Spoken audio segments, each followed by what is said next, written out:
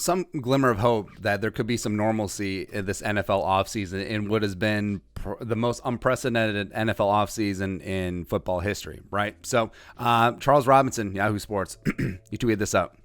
Sources, NFL head coaches could return to team facilities as early as next week, with full squad minicamps potentially on the docket for mid to late June.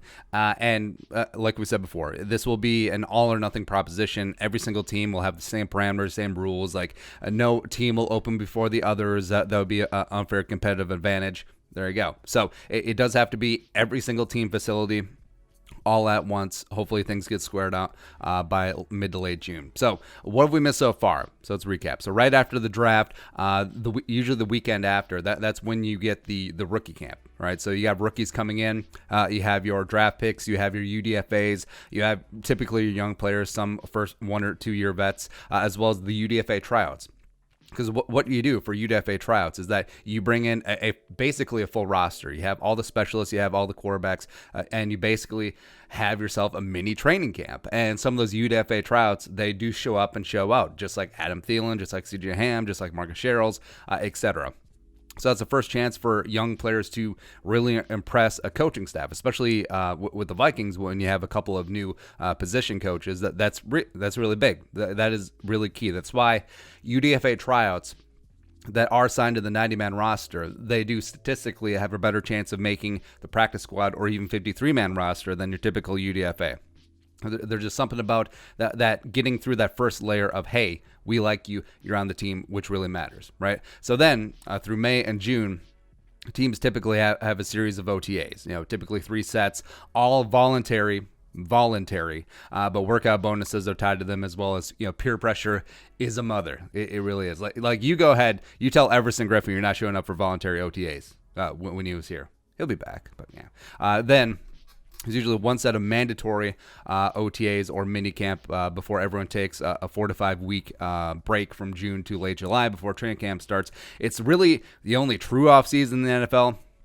Everyone goes on vacation, enjoy the hot weather. We'll see in a couple weeks. We'll put the pads on 2-a-days, clanging and banging. There you go. But this year, it's been virtual OTAs, right? Virtual camps, iPad, classroom discussion and instruction.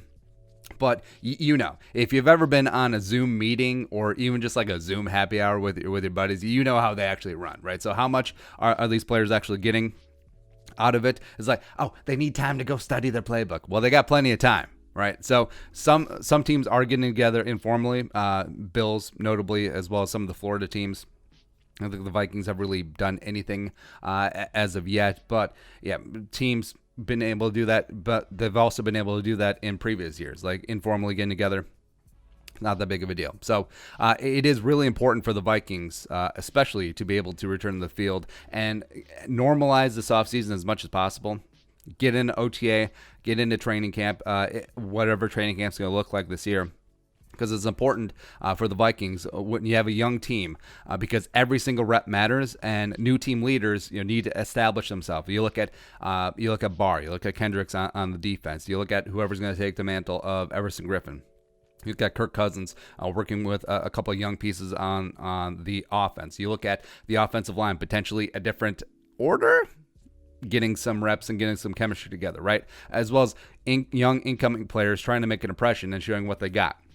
Also, for starting jobs, like we said, the less time there is in the offseason or training camp, I think it is the more likely that Pat Elflein starts again at left guard.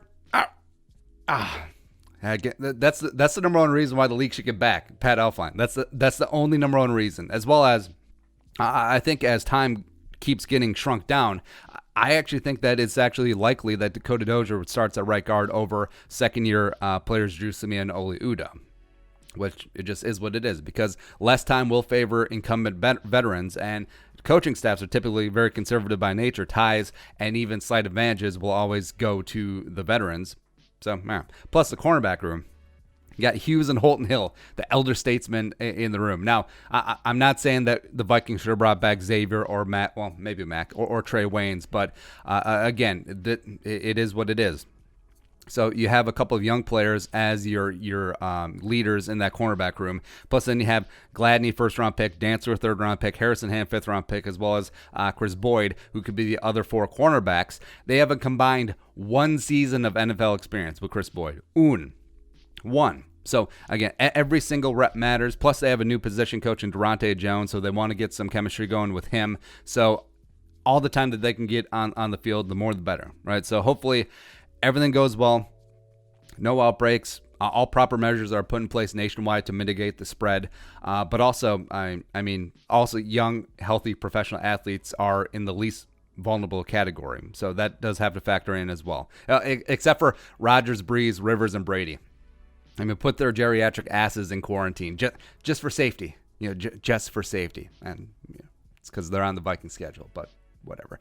But again, hopefully things will go well. Hopefully they'll be able to get a minicamp in late June, and then we'll see what happens with training camp. I think it's very important for teams like the Vikings this year. But your thoughts? Let us know in the comment section below. Subscribe for daily Vikings takes. Want to support the work? Pull us up on the Venmo. Plus give us a follow on social media as well. But till next time, Skull, production value.